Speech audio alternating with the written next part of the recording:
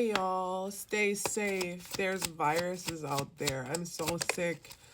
I'm so sick of lying. You gotta know. Ooh,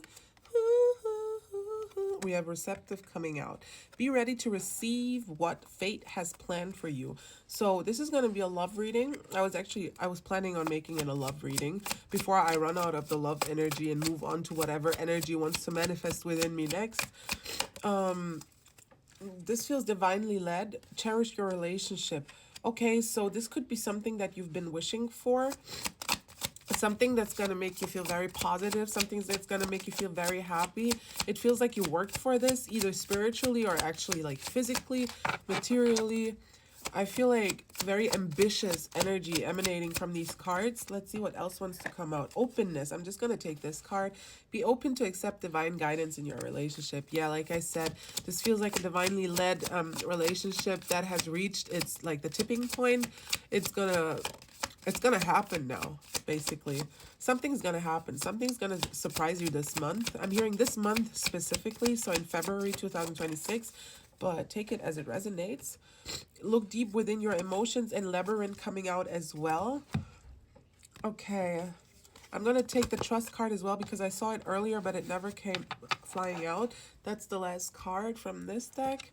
So look deep within your emotions. For labyrinth, it says even when you feel lost, there's always a way through the labyrinth. So what I'm hearing, there was a certain hidden agenda when it came to this relationship, that you first had to work on your individual developments and like who you were as a person, how you love, how you express yourself, how much you trust yourself and others before you could actually come together as one. Sarangata.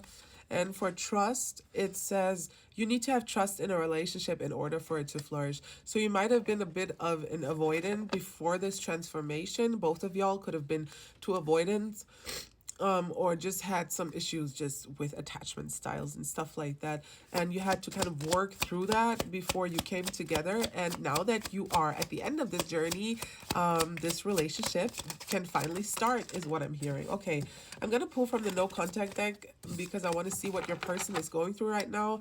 This could also be what you are going through right now, but let's see. You're mysterious. So again, a mystery card as well as my dreams. A lot of 5D energy here, a lot of metaphysical energy going on. I've been dreaming about you.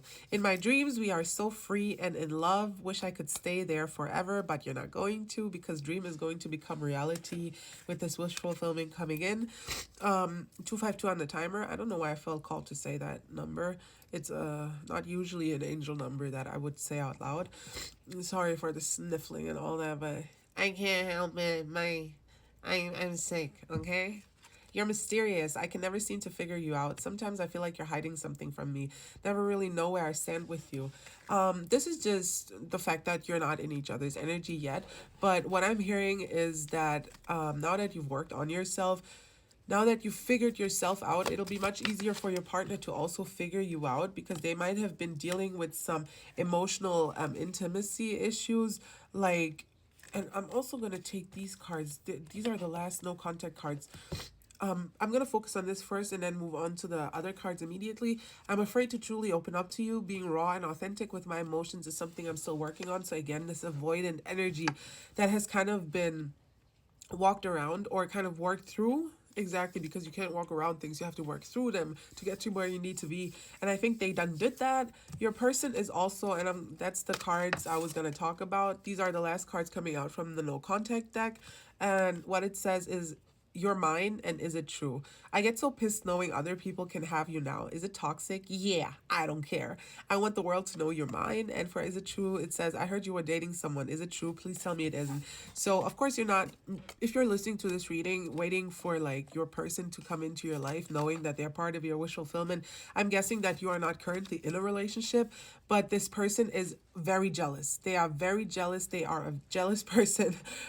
This might have also been worse before they worked through their issues, but this is they get a bit possessive when it comes to you. I'm hearing though that you are, yeah, they really don't want you to reject them.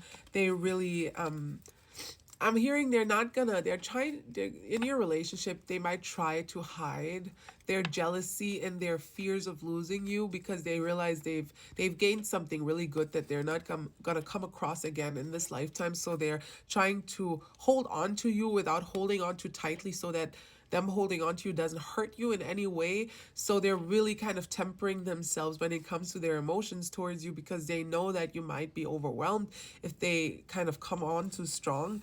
But just know that they are very,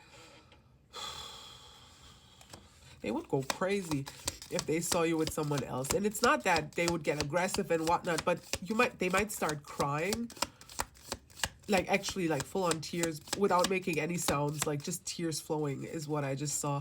And I heard like Korean drama music in the background, like really sad music. Let's see. I'm sorry for being so toxic. It's like they can't help it, even if they worked on this characteristic of theirs during their era of self-development, basically. And we have 555 on the timer, which stands for transformation. This is just something that will take more than one try for them to get right. When I say more than one try, I mean more than one ego death, more than one phase of self-transformation. Thank you for confirming, Paimon. Paimon is my cat. Sorry, that's disgusting. 333 could be relevant for you as well as 616. Let's see what else your person wants to come out, say. What else wants to come out? Oh, thank you. Let me take you out on a date. So instead of focusing on all these shadowy aspects, and when I said that Baphomet kind of started moving because the card hit him, they're trying to just see the positive aspects of their feelings towards you. They're very, again, this is this ambitious, determined energy coming out. They're very excited to date you. Even if you'll be together, like even after 30 years of being together, they're still gonna be excited to plan dates.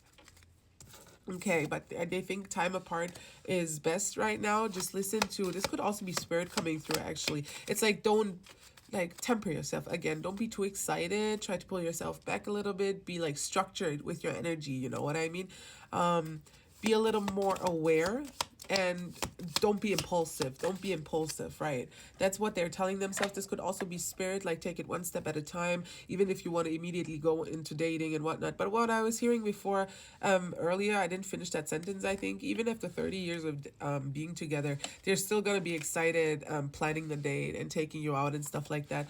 But right now, they might be getting kind of sucked into fantasies about, like, I'm hearing they're literally forcing themselves to sleep just so they can have certain dreams, or like yeah. Ooh, maladaptive daydreaming could also be relevant for this connection. That's the last card I'm gonna take. Okay, I need to heal my inner child wounds. Yeah. Okay, so they're not fully done with their healing yet. That's why they were apologizing for their toxicity as well. 0808 on the timer. Let's pull some cards from the tarot. I feel like there's still some messages that could be coming in when it comes to their communication and who they are specifically as a person. Let's see if something wants to come through. Let's see. Okay, yeah. Thank you, Spirit. Oh, you're so lucky. You're so lucky.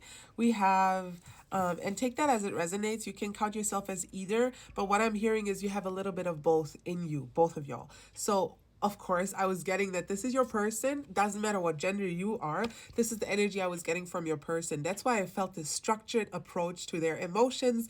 They are a leader type. They're very respectable, and they understand the push and pull of energy. This is the divine masculine feminine. Oh, okay, but I'm going to say that too. The divine masculine energy in this person, but I also wanted to say feminine, so they might be 0909 on the timer. They might be working on healing this aspect of themselves. When it comes to quick communication, they're trying to be a little bit more feminine with their communication, pull themselves back a little bit. This is who you are coming out as the Queen of Swords. You're very self-assured. You are not judgy or anything, but you can judge, but very objectively. You're just you're in your head without getting lost in your head. You're very objective and intelligent too. And this is my wish fulfillment card. She's naked. So this is, again, soulmate connected to spirituality, divinely guided connection, very, very hopeful. This is going to give you hope. This is going to reignite the hope you have for love in general. So lucky, literally.